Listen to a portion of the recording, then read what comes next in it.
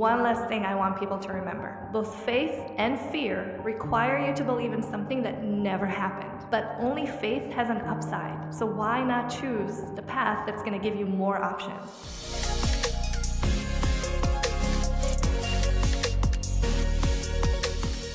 Welcome to Tech Careers and Money Talk. I am excited today to introduce everyone to Maya Grossman. Maya Grossman is an executive coach and educator that teaches high achievers how to break through to executive roles. After suffering some burnout earlier in her career, Maya cracked the code that got her hired at Google, Microsoft, and landed 2 VP roles at hypergrowth startups. Now she teaches others how to do the same thing. It's a well-needed and very important service. Welcome to the show, Maya. Oh my God, thank you so much for having me, Christopher. We're going to have so much fun teaching everyone how to get to the next level in their careers. Yes, and if for people who don't, you should go and follow Maya on LinkedIn. And she gives so much value in her content every single day that reminds you, number one, that you need to be the owner and the CEO of your career. And that for those of you who are really trying to climb the ladder, that there are things that we unintentionally do that hold us back from getting those executive roles. And I think the first thing that we really wanted to just dive into is, what are some of the top 3 things that you see that people do that hold them back from getting executive roles? Yeah, that is a great question. And you're so right about this. I mean, when I look at the first half of my career, I was able to grow, relatively quickly because I was the hardest worker. I was a high achiever. I just put in more time, more hours. And then when it was time to level up into a director role, I couldn't get it done. I tried to level up internally. I was rejected. I tried to level up externally. I was rejected. And I knew deep down that I had the skills. I could see other people who even had less experience than me doing it, and I could not figure out what was wrong. So I started working harder, which is mistake number 1, because at this level, more time, more hours is not what's going to get you promoted. You need to work on the right things. You need to create a bigger impact. So that took a while to figure out.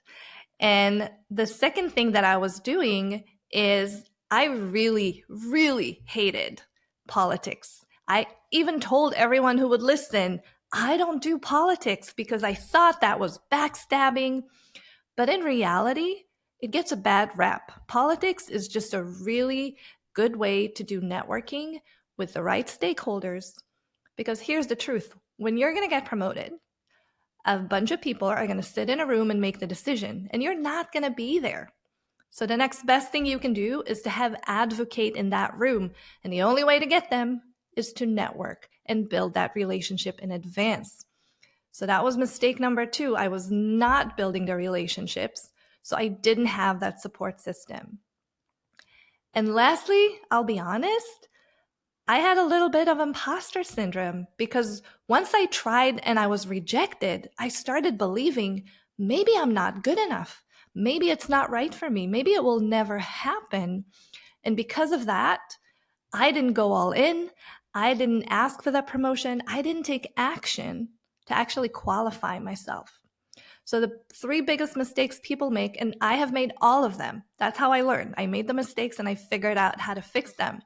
Is working too hard on the wrong things, never building that relationship because you don't like networking, and lastly, never raising your hand, asking for it, or going all in because fear is actually holding you back. It's so interesting how the common thread, there's a couple common threads that I'm seeing between these 3 things. And I've had similar experiences, and this is why I'm excited to double click into some of these. Is the common thread is ourselves, is mentally like blocking ourselves and not really understanding what's possible. And then number 2 is also believing, some common misnomers, some false truths that appear to be real, meaning that as an executive, and I think that you're going to be in agreement with the statement, but as an executive, working very focused on the right things is going to be a much more valuable exercise than doing all the things all the time. And the second one that you touched on too is what we perceive as politics is really you're going to have, divisional departmental leaders that have different opinions, and they're going to want to be pushing forward their agendas because everybody is trying to show their value to the company or has a different opinion. But understanding how to go and build bridges and be on the positive side of that is going to add incredible tailwinds to your career. And I think the third one is how do we realize that imposter syndrome is normal for everybody, and that if we focus on our skills and we really understand what are we trying to develop and how do we build confidence in that through experience, through delivering results, that we can have those mental breakthroughs. Yeah, 100%. And you started by saying it's mostly us. And honestly, the biggest challenge that I see, and I work with a lot of high achievers, Yes. is that their mindset is the reason, their own brain is the reason that they can't level up and move forward and break through to those executive roles. And the thing is, our brain, it can be our best friend or our worst enemy. And the only question is who is in control? And unfortunately, the default is not you. So we need to learn how to take control and manage our own thoughts. So you have this track record and you have this story. You have a story that created this track record of you're stuck in this moment, and then you started figuring out how to break through all of these mistakes. You at some point had to learn how to solve them, and then you ultimately earned it by doing the work. Walk us through a little bit of your story of when you found yourself at this barrier, and how did you start breaking that down for yourself? How did you start becoming self-aware of how you were ultimately self-sabotaging? Yeah. So the story, kind of like I mentioned before, is that I was ready. I thought I was ready to get into that director role. And I did what I knew how to do. You apply, you interview, you send your resume, you try to get those roles. But I kept getting rejection after rejection. And it really hurt my ego, and it made me start doubting myself. And I was doing it for almost 6 months, and I was ready to give up. I remember sitting at the dinner table with my husband and saying, I think it's just never going to happen. I'm not good enough. And my husband looks at me and he says, You're right. And that was an aha moment because my husband is my biggest cheerleader. But then he said, Yet. You are not good enough yet. You're not ready yet. So stop complaining and ask yourself, what do I need to do to get there? And that is how I moved from inaction to action, from hopeless to hopeful. And it forced me to ask better questions like, what would it take? And I didn't have a clear answer. So what did I do instead? I started interviewing people who had the job that I wanted to have. So I started reaching out to directors to see how they present themselves, what their journey looked like. I basically got the behind the scenes of what is expected from someone at the level that I was trying to get to. And what I realized is I did have the experience, I did have the skills, but I didn't know how to sell myself in a way that demonstrated that I was ready. And the more I learned from them, the more I learned how to position myself as executive material. And just a few months later, I got the role. No MBA, no certificates. I didn't have to redo my resume 20 times. I just learned how to tell a better story. That confirms a lot of things that I've been communicating on the podcast in some previous episodes, where I've witnessed the same thing as well, where people have the skills, but they don't realize that the way that they tell their story and how they put it together can have as you were stating, a move forward or a stop effect. And that's so important. At the same time, it's obvious that this exercise that you went through that does sound like I can hear in that story, that profound moment where you're like, yet, okay, wait, let me now do some self-reflection. I myself have had that experience where if you go reach out to other people at different levels and ask them for what I used to call an informational interview, can I ask you about your role? I'm interested not in your job, but I want to understand what it's like because I aspire to be in that role too. I would find that people would take the call. If I had questions lined up, they would be, excited to answer those questions. And you can quickly get the insights that say, where are my gaps? And that becomes something tangible you can Yeah. solve. 100%. And by the way, I share this advice. Go talk to people who have the job you want to have all the time. This is literally the best career accelerator. It's the hack that everyone wants, it's the shortcut. But too many people just skip it. It's like, it's not going to do that much. I can Google it. Well, you can't Google it. If you could, everyone would do it. That's right. Because that is the inside information. It's the unknown unknowns that you're going to get that will eventually open the door. So everyone listening, if you can get one thing out of this podcast, go talk to people who have the job you want to have. It will transform your career. It truly will. And also, one of the things you said earlier is, how do you ask the right questions and how do you ask better questions? The more conversations like that you have, you'll be able to ask a breadth of questions, because what's important, and I'd be interested in your opinion. Here's my thought is, you want to be asking questions about their day-to-day roles and responsibilities. You want to ask them questions about what I call relationship management, which is that networking, which is that political realm of how do they go out and manage those external relationships. You want to ask them about how they lead themselves, how they manage their day, and then how they in turn lead others.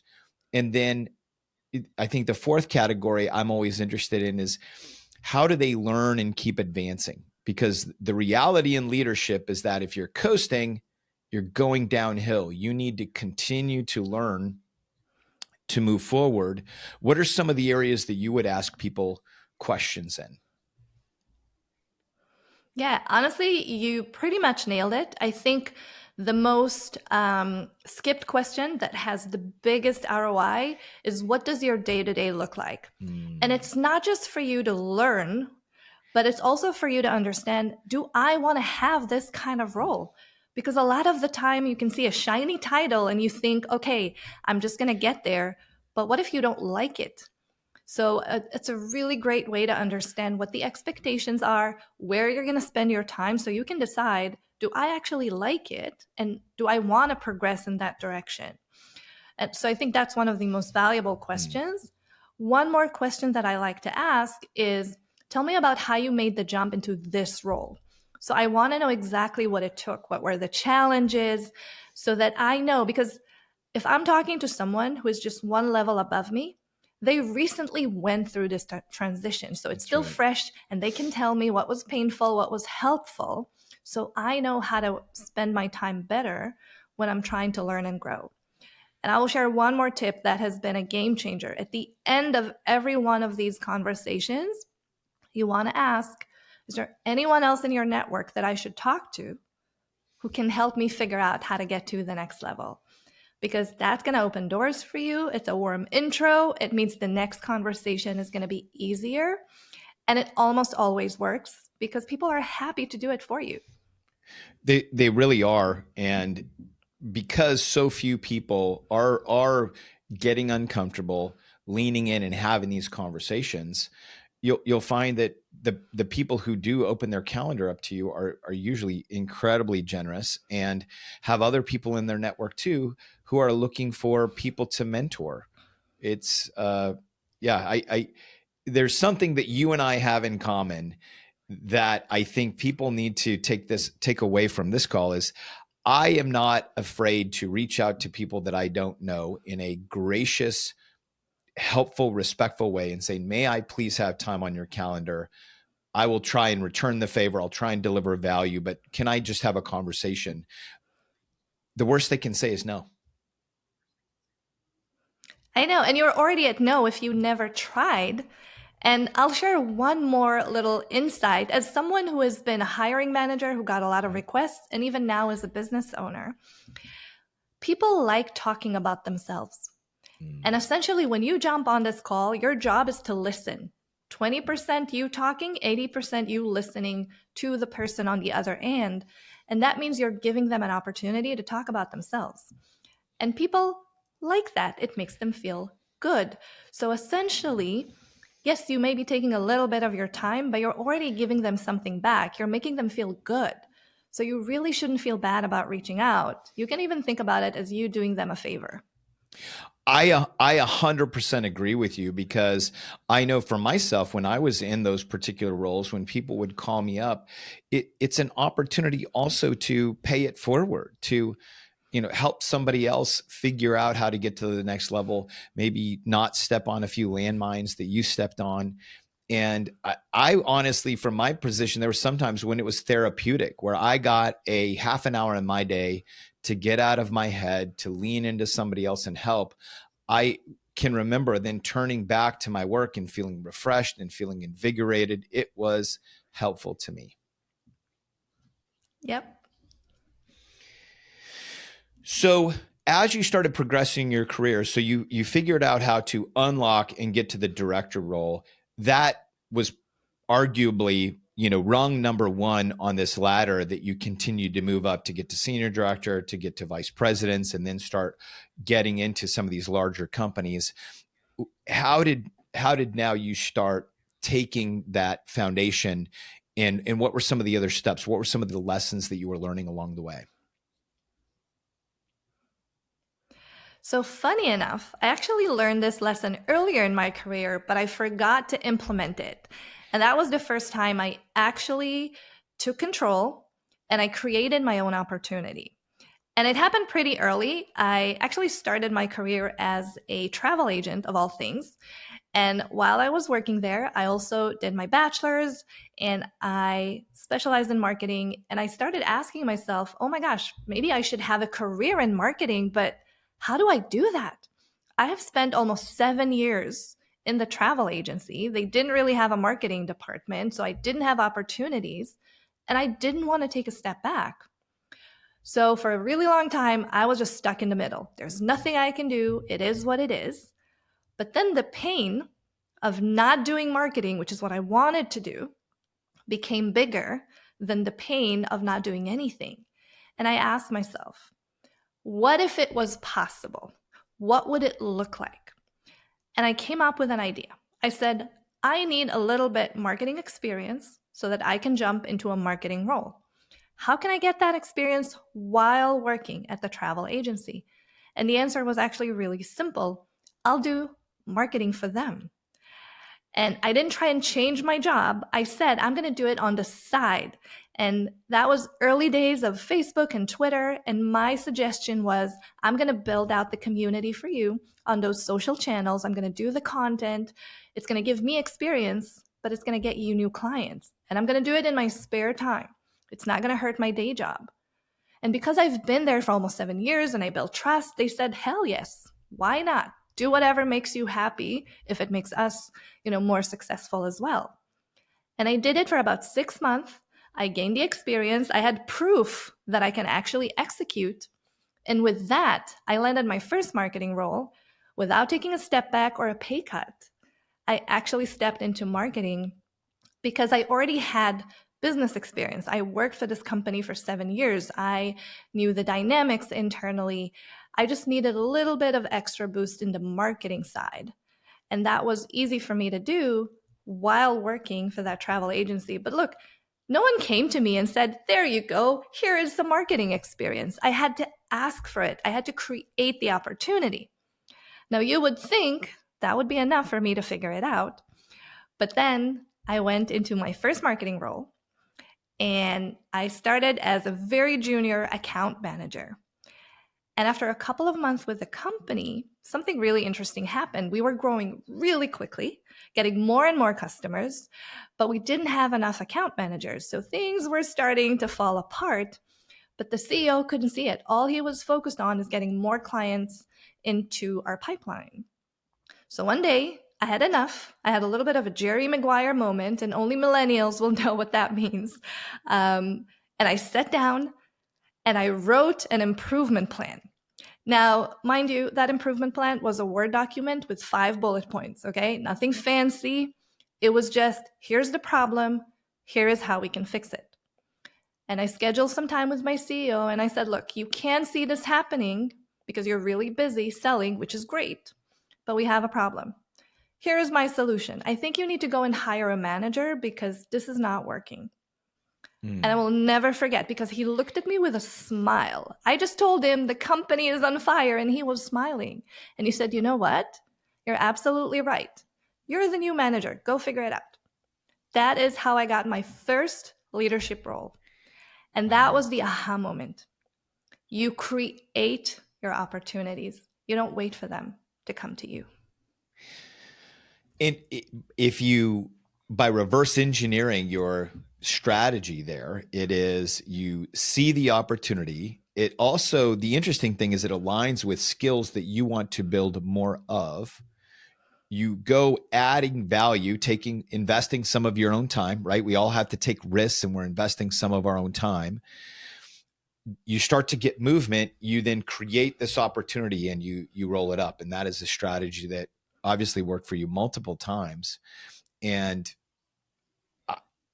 I definitely see in fast growing and hyper growth startup companies, there's opportunities like that everywhere, because as these companies are growing so fast, many times these problems will evolve and be there festering, and they need somebody to go take movement and take action. That is, your mantra of taking control, being the CEO, seeing the opportunity and moving towards it. Exactly. And look, if I'm being honest, that company where I got promoted, I wasn't the most senior person. I wasn't there the longest. I did not have the most experience. The only difference was I saw the problem and I was willing to take action and actually make a suggestion about solving it. That is the only difference. Every single person at that company could have done the same thing. It's a matter of caring enough, being aware that you're trying to create opportunities, and then taking that small, very small risk, raising your hand and offering a solution. And you can do it at every single step of your career, whether you're just getting started or you're already a VP or a director. That's how you're going to open doors for yourself. You need to start operating at the next level before you get the title. But a lot of people that I talk to have the kind of reaction that says, oh, but I don't want to work for free. Well, first of all, I'm not asking you to work for free, definitely not forever. But what you want to do is demonstrate that you're capable at operating at the next level. And I want to explain why this is so important to do in advance. When the company is considering a new role, they have 2 options. They can hire internally, meaning give someone a promotion, or hire externally, someone who already has the experience. Now, for the most part, they want experience, so they look externally. Why? Because if they promote someone internally, they need to take a leap of faith. They're going to give someone more responsibility to do work they've never done before. But if you start doing that work earlier, if you take on some of these responsibilities and you show that you can totally do it, then it's not such a big risk for them. And then it will make more sense to promote you, right, than to hire someone externally. But it's not going to happen at the point where they actually put out the job description. At that point, it's too late. It needs to happen before. They need to see you as potential for that role before they even put it out there. That's how you get promoted faster. That's how you keep growing inside of the corporate world. You don't wait for someone to save you. You create those opportunities with how you show up and how you build trust with the decision makers. And the advantage, the inherent advantage to that strategy is you're continuing to move your career forward, because even if you don't get recognized by the company that you're at and you're building these next level skills, it's that experience and the results that you're delivering at that company that you can then go trade for another role somewhere else, because now you're operating at that Exactly. next level. So this goes back, and this consistently reinforces the point that says you manage your own career. Do not wait for titles to be given to you, because that rarely ever happens. And you need to go think of, how do you continue to see opportunities to build skills to things that you're passionate about and create opportunities where you are, or leverage that experience to go get opportunities somewhere else. Yeah, and look, I'll be honest, I'm not a big fan of the corporate ladder because the corporate ladder was built for the average person. But for many of us who are high achievers, highly motivated, we want more. And the last thing you want to do is to keep yourself on hold for someone else's timeline. That's And right. that's why when I think about growing your career, I don't think about how to play the corporate game. I think about how can you operate like an entrepreneur inside the corporate world in order to create those opportunities for yourself. Because if you follow the corporate rules, you're going to wait for your turn. You're going to wait for someone else to tell you that you're ready and give you something. And that can be a very long wait. Okay. For some people, if they're super lucky, a couple of years. For others, I've seen people wait for a promotion for 9 years, when Yes. in reality, they could have gotten it so long ago. So that's the kind of mindset that I try to teach in all of my programs, how to think like an entrepreneur inside the corporate world so that you can grow your career on your own terms. I love that. I love that, because what it is I do think that there is an arc for people that have, a desire to do more, or to do things beyond the corporate ladder.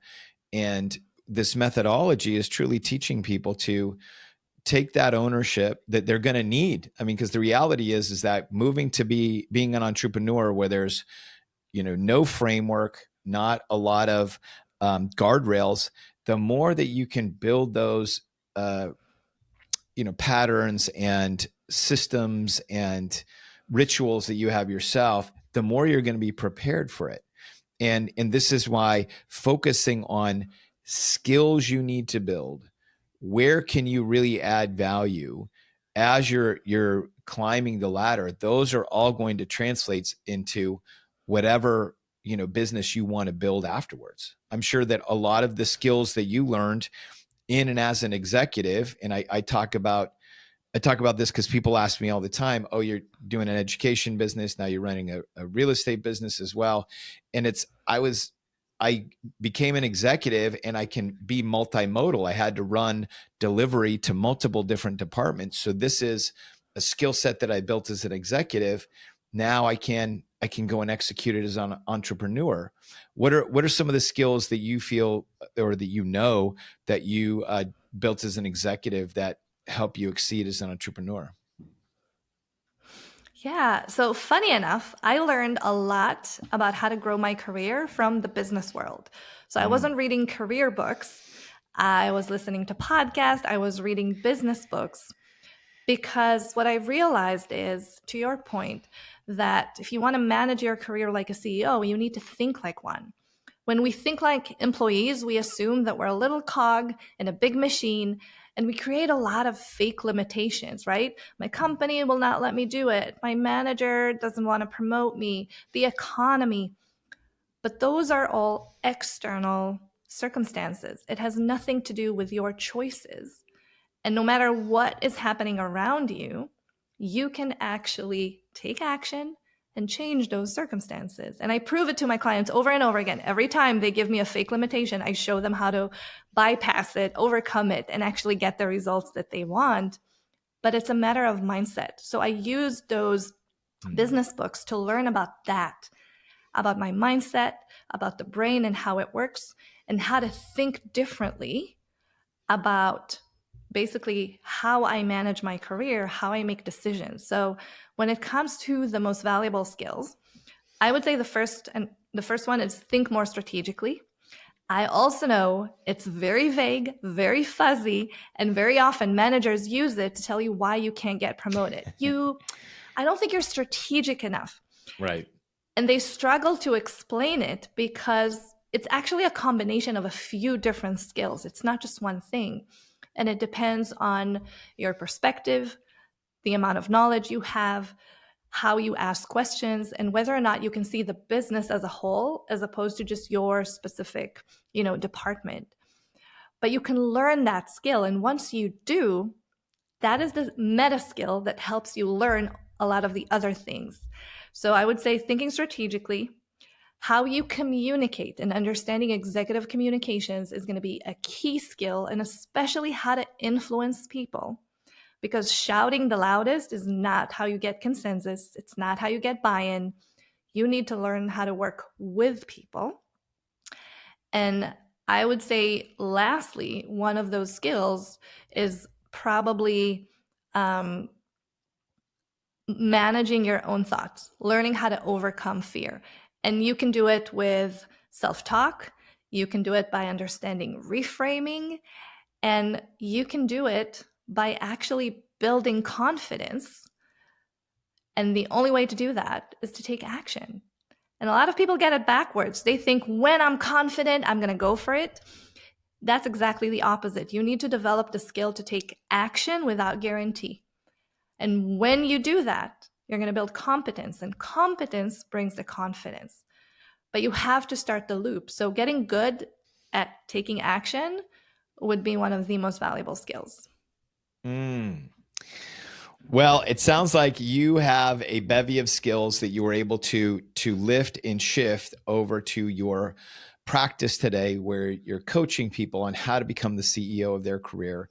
I want to take a quick break, and then when we come back, I want to deep dive into that. Is how do we, leave people that are listening to us today with some of those core concepts. So we're going to take a quick break, and we're going to be right back.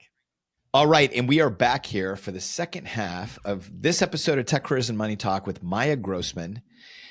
And we want to, so for many people, you and I have both seen this out in industry where they're waiting for things to happen and waiting and waiting. And we know that for them to really get the career, get the lives that they want, they need to become the CEO and own their career. This is something that you teach people. What are some of the big mindset shifts that people need to make to become the CEO of their own career? So I would say the most important mindset shift is first and foremost to believe in yourself. And I want to explain why. There's research that actually shows that humans are incapable of rising above their own opinion of themselves. And the shortest way to remember it is what you believe, you achieve. And if you don't believe you're ready for something, you never will be. You won't take the action, you won't show up the right way. And it's almost like a self-fulfilling prophecy. Right. You're going to stop yourself. You're going to sabotage your own opportunities. And I know when I share that, a lot of people say there's no way, right?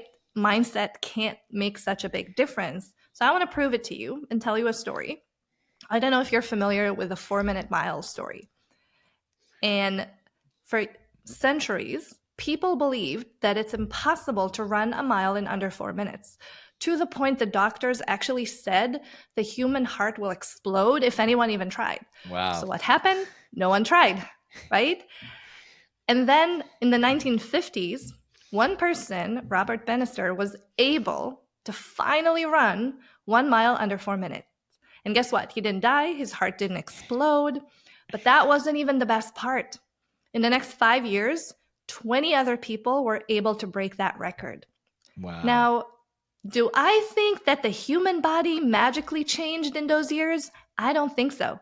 The only difference is that now people had example of what's possible, so they believed. And when they believed they could do it, they were able to achieve it. So if you want to be the CEO of your career, this is step number 1. This is how I start my program.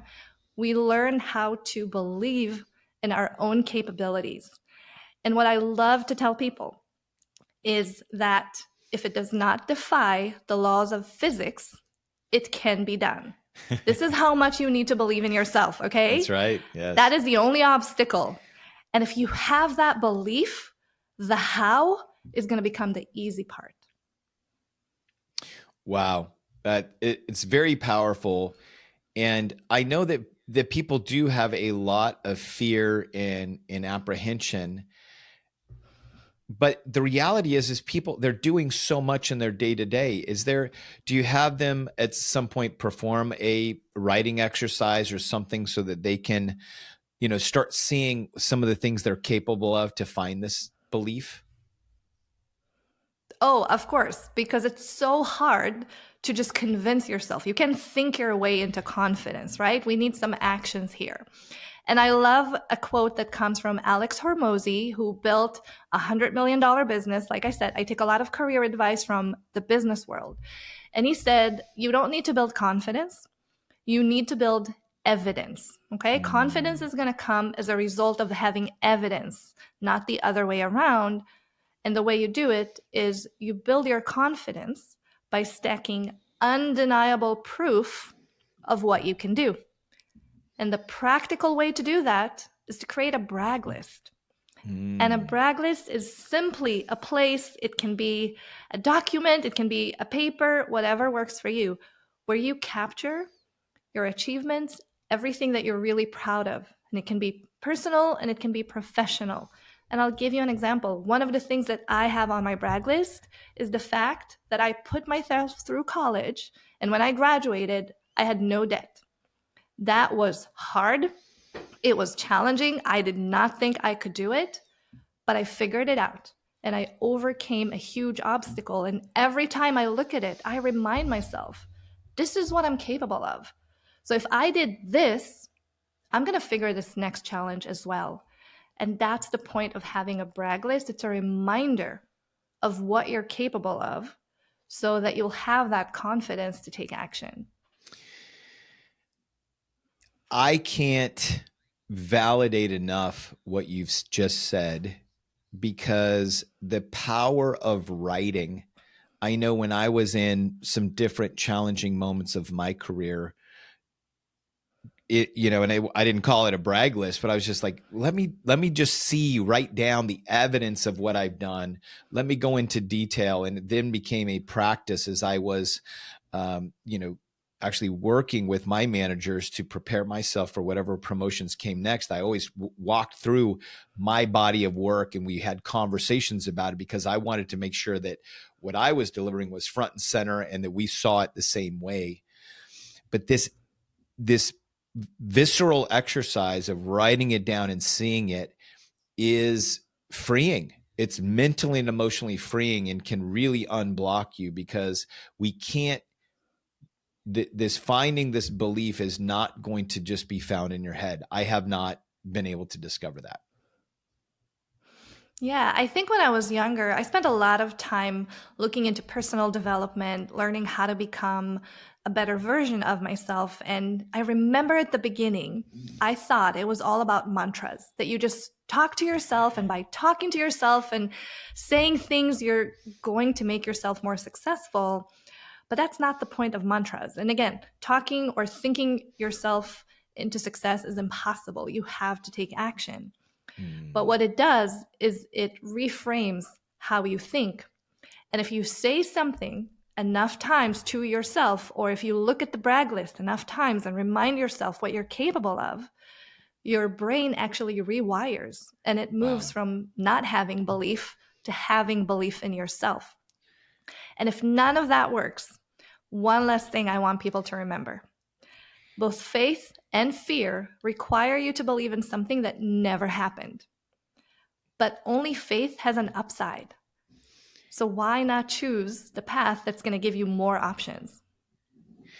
That's amazing. I don't think I've ever heard that quote before. That's very, very powerful from a mindset perspective. So finding the belief is the first step in becoming the CEO of your career. What are then some of the other foundational steps that people need to be taking, or things that need to happen so they can then start moving forward? Well, usually the biggest challenge when it comes to growing your career, and we talked about it, is that at that point when you step into those senior leadership roles, executive roles, because what got you here, which is very often hard work, is not going to get you there. And you need to have a complete shift in strategy. And what happens is most people try to do just one thing. They try to work harder, exceed expectations, and they think that is going to open doors. But in reality, especially if you want to keep leveling up, you actually need to do 5 different things. And if you're only doing one, you're essentially forgetting about 80% of the actions that will get you promoted. So when I teach people how to break through to executive roles, I show them those 5 elements, and I'm happy to share them here with everyone today. So I actually call it the startup system, because I want people, again, to remember they're the CEO of their career, and they can actually be a startup, be the product, and create their own opportunities and go to market. So what is the startup system? What is included in it? Like I said, you're going to need 5 things. First, you need a strategy. This is the part that most people miss, and it costs them years. Why? Because they make assumptions that are not right. For example, I need an MBA to be an executive. So I need to go spend 2 years and $200,000 to get a title that essentially is not required. I rarely see anyone ask for it anymore. It used to be important. It's a nice to have. You can spend those 2 years leveling up a lot faster. So that's just one example. So strategy, knowing what the next level requires and doing the things that will get you there so that you don't waste your time working more hours. You work on the things that have meaning and impact. So strategy is step number 1. And then we talked about it, advocacy. You need people who will go to bat for you when it's time to make a decision about your promotion. Think about it this way. When you go and buy a product on Amazon, you want the product with the best reviews, right? If there's a product with 0 reviews, you're not going to buy it, even if it's good on paper. It's the same with your career. You need those reviews. You need other people to vouch for you. So you have to build those relationships. So number 2 is advocacy. And then it's about your reputation. How do people perceive you? And I see it all the time with people who are high achievers. They rely on being the get shit done person. They just go all in super hard because they can. But if you're the get shit done person, you're not executive material. It's one or the other. It's a very different perception. So you need to build the right one. You need to show up as an executive before you actually get the title. And then you do have achievements. It is important that you are not only good at your current job, but you can also exceed expectations and start operating at the next level.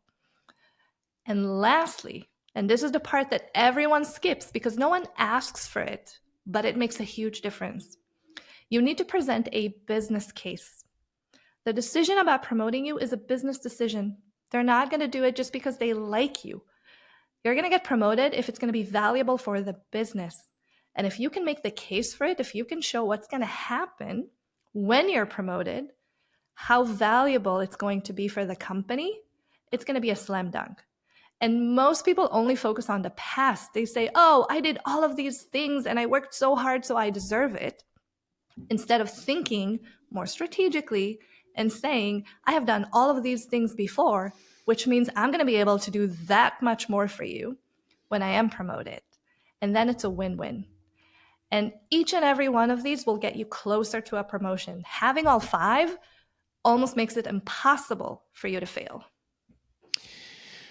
That's a very, very powerful and concise methodology that as you were, checking those, or as you were stating those, I was checking those things off in my mind and realized that, yeah, that's it.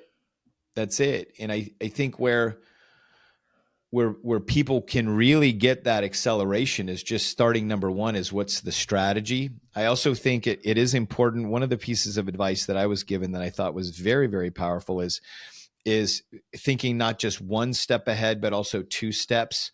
And that's for 2 reasons. Number 1 is you want to understand, are you going to want that next role? Or is that next role maybe even outside of industry and you're doing your own thing? The other thing is that sometimes the incremental difference to get to one step beyond where you're going to get from a director to a senior director, the delta between those two roles is not that much. So maybe, setting your sights on that, you can actually be working forward. But I think that strategic aspect is so important. And the advocacy, I think what many people do not realize is that when you go from being a senior manager to a director, you go from your direct hiring manager and boss having the majority of the say over whether you get promoted, to the next thing is when you get to an executive level, everybody is going to have a say, or the majority of people that influence your particular role and how it will impact them will have a say. And if you don't understand that and you don't have experience in building those external relationships, that's a whole new muscle to build. And just like weights, right? If you're all of a sudden you go, oh, I'm going to go bench 225, and you've never done that, that's going to hurt. So Yeah. anticipating that and seeing And around that corner is important. and this one little thing can keep you stuck for years. I worked with one student who had everything that it takes. Like, he checked all the boxes in terms of experience and expectations, and he built a great reputation, but he was just waiting for someone to come and tell him, "You're it. We want you." Right. And he was waiting for 2 years. And what started happening when he learned about this strategy, he did a roadshow. He literally just went around all the stakeholders and told them, "Hey, I'm ready. Here's everything I've done before. Here's Wow. everything I'm going to do at the next level." And within 6 weeks, he had the job. And that goes to show you too, people, like, this is where, and I did this, I was a guest on a podcast earlier this week where they talk about how do you living lifestyle outside of the matrix, right? And they're big fans of the movies The Matrix, so it has this framework. But we get caught into these beliefs. There's this belief of, I would say, old corporate, like maybe the corporations that you've heard about in like the 60s, 70s, and maybe 80s. And then when we're in this, especially in these startup worlds, it is a business, and you need to be able to, being strategic is about creating a business case for yourself and being able to show the value, regardless of, you're not going to get the promotion based on time. This is not a seniority business. This is a experience, results, and how you can show your value kind of business. And it's important that people realize that, because that will take them, I think, moving. When we think about the mindset shift, you're the CEO, these are some of the things that are going to start moving you forward and getting you those promotions.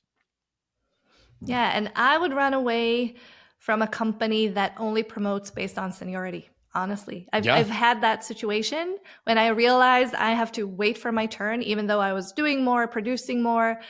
I just, took myself somewhere else and immediately got promoted because I already had the skills and the chops. So sometimes it's just about having that awareness. Do Mm, you actually want to wait, or do you want to do something for yourself and get that promotion? Right? mm, So sometimes you have seasons in life where you want to lay low. Maybe you have other things happening for you, and that's that's perfectly right. fine. But if you're in a season of growth, waiting is not a career strategy. You really need to ask yourself, what do I really want? Am I ready? And just go after it. It's very likely you'll get it. It really is. And I definitely want to, we're going to move here into the fire round. I want to wrap up this portion with, just pausing for that encouragement. And it is so important that getting promoted, there's a huge part of it, which is believing in yourself, looking at the evidence, saying, okay, am I ready? And then just taking that risk, because it reminds me, and there was the phrase, you said the phrase earlier, it wasn't in the way that I've heard it before, which is, the way I've heard it is it was Wayne Gretzky, a hockey great, who said, you miss 100% of the shots you don't take. So take the shot. Yeah, Yeah. you might just get it. You might. And if not, you're going to come back with data. You should be getting the data that says, okay, what do I need to do to Yeah. get it? Or is this, or do I need to go somewhere else? Those are critical data points. So let's get into the fire round. I'm going to ask you 5 questions that I think are really focused on career, on growth. What was the worst advice you ever received when it comes to career? Wait for your turn. Yeah, It's just a waste of time. it really is. It really is. I love that. So now you're an entrepreneur. You've had this great track record in corporate. How do you keep learning? Oh, I'm actually doing the same thing I did in corporate. I develop a system called the growth machine, which basically automates learning. So I turned it into a habit. There's not even a single week in my life that I don't learn something new. That's great. I love that. That's the title of our next podcast episode, The Growth Machine. I love it. So what do you do to recharge? I'm not very good at taking time off, but I'm getting better. So I just came back from a weekend at a dude ranch. So I was feeding animals and just spending time in nature. But I also really like fancy spas every now and then to have like a pamper day. Nothing wrong with that. That's some good core relaxation, that's for sure. What advice would you give to your younger self working in tech? I would probably tell myself to start earlier. Mm, So I thought I had to earn my right to ask for things that I wanted and I had to play the game. So the first 7 years of my career, I pretty much followed the corporate rules. I would just tell myself a lot earlier, trust yourself, you can do it. And yeah, start early.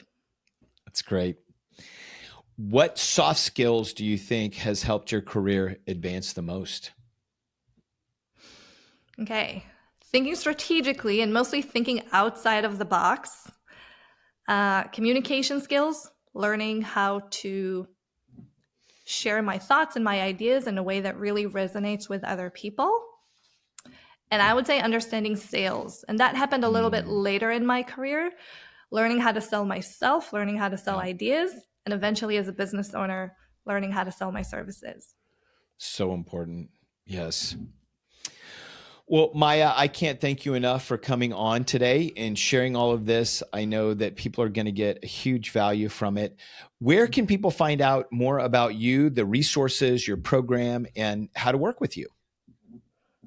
Yeah, so I'm mostly on LinkedIn. Just look for Maya Grossman or go to mayagrossman.com to get a lot of free resources. I have a starter kit right now about the 3 mistakes and how to actually fix them. So yeah, you'll find it on my website. Great. And I will make sure and I will put the links in the show notes. So thank you so much for joining us today, everybody. And if you enjoyed this show, we just ask that you leave us a review on Apple, Spotify, or wherever you listen to podcasts. Thank you very much.